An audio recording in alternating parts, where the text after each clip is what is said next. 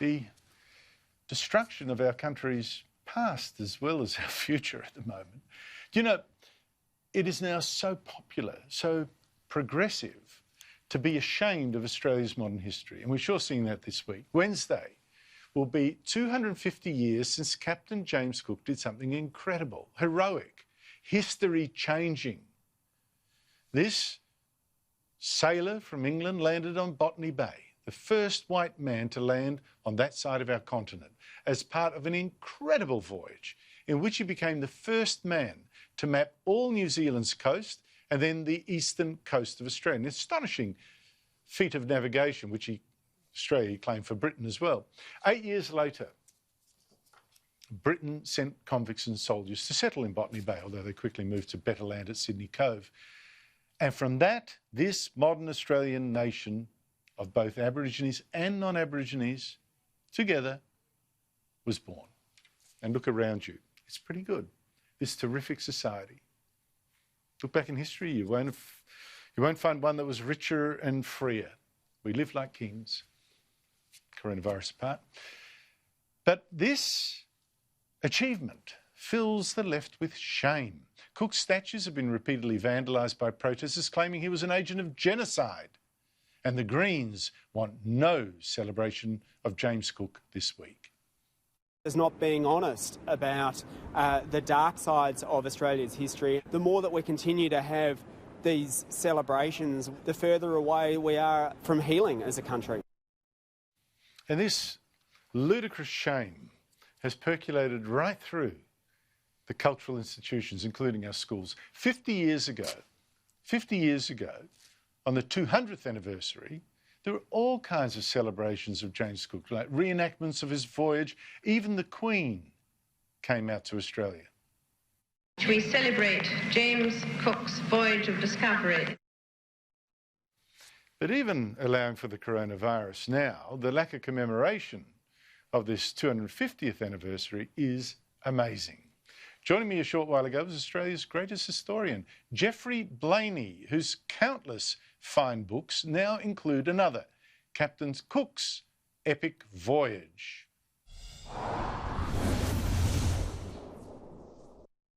Geoffrey Blainey, thank you so much for joining me.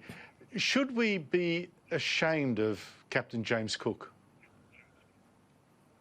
No, we should be proud of him. He made one of the great voyages in the history of exploration. He charted the east coast of Australia. He landed at Botany Bay and Cooktown. It's one of the great voyages in world history and one of the great events in Australian history. We can be proud of it. We can understand if Aborigines want to protest, they have a right to protest, but we should celebrate it, all Australians. I'll get back to that later on, but first tell us something about James Cook's early life. He was born the son of a Yorkshire farmer. He then worked in a grocer's shop, sleeping underneath the counter at night, before he went to, I think, Whitby it was, in the Yorkshire coast, and started learning a little bit about sailing on coal ships going down to London. It hardly seems an auspicious beginning for one of the great navigators of world history. No, it's a very humble beginning. There was a great coal trade between Yorkshire and London. London was the great consumer of coal in the world, and he began his life as an apprentice on a coal ship and was offered the role of captain when very young, but he decided to join the Royal Navy, and he served in the British War against the French in Canada, and he became very skilled at surveying, skilled at navigation, but he was a person really of no importance when the time came to look for somebody to captain a ship, a tiny ship on a voyage around the world. And originally the idea was that he'd be sent out to monitor the transit of Venus, an astrological phenomenon, going to Hawaii, and only then he opened his secret orders, and it said, go and try and discover the southern continent. What was the story there? What were the British actually wanting him to do? What were they hoping he'd find? It was Tahiti actually. Tahiti, and he was told that when he'd completed his surveying on the day of the transit of Venus, he should take his ship south and look for a missing continent. It was believed then that somewhere in the Pacific was a huge continent, the idea being that why should there be so much land in the northern hemisphere and so little land in the southern hemisphere? And it was widely believed then that somewhere in the vastness of the Pacific Ocean was this great continent, probably inhabited with all kinds of exotic products. It was also widely believed that there was a Jewish colony there. They were great traders, and therefore they would show Cook what items could be traded. So he set out from Tahiti on this voyage far to the south in the hope that he would find this continent that all around the world people believed would someday be found.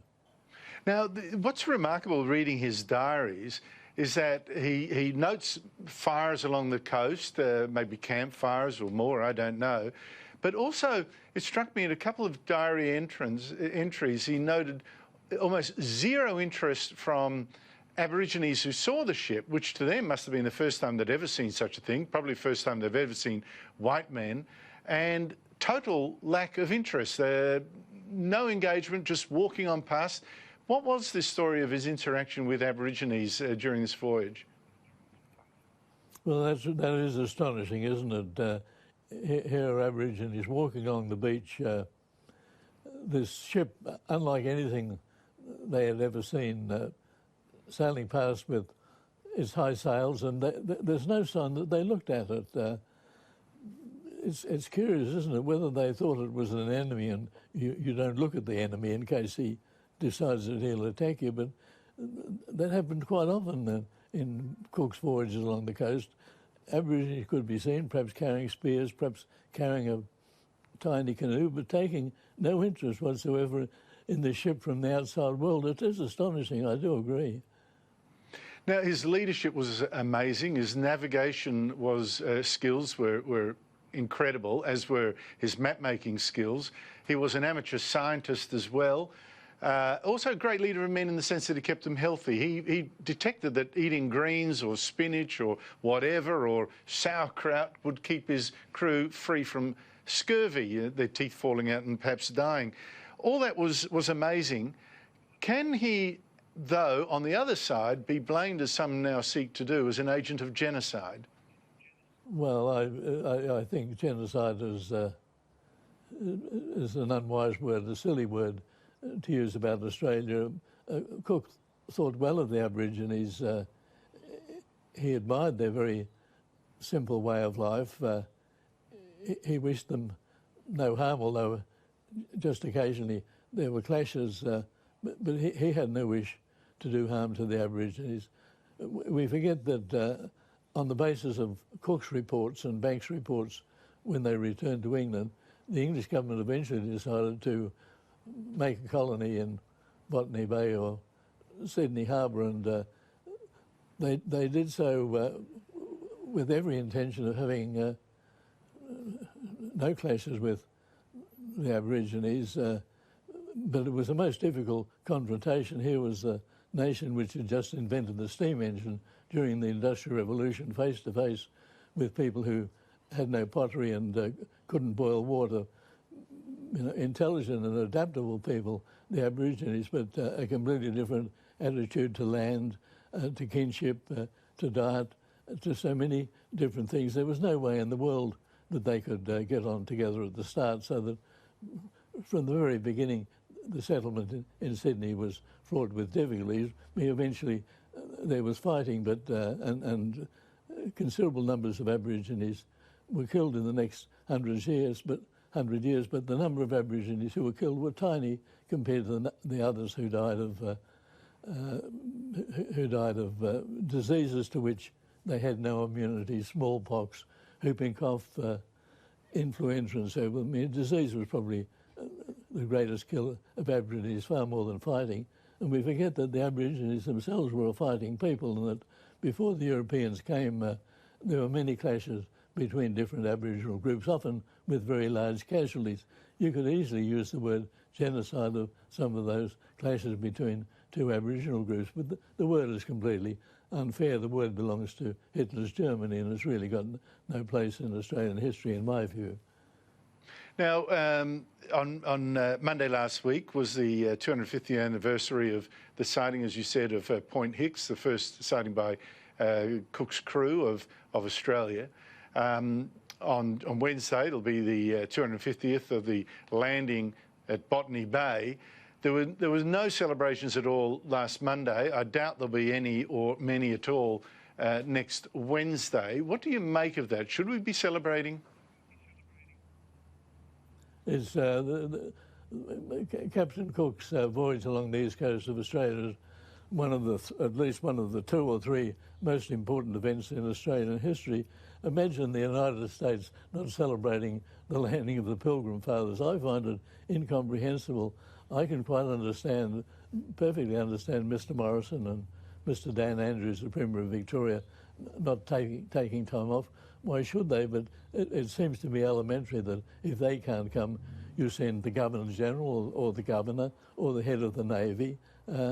Nothing was done and there was no ceremony at Point Hicks. I really think that is a sad oversight, and it shouldn't happen in other events along the Australian coast in the next few months. Professor Geoffrey Blainey, thank you so much indeed for your time.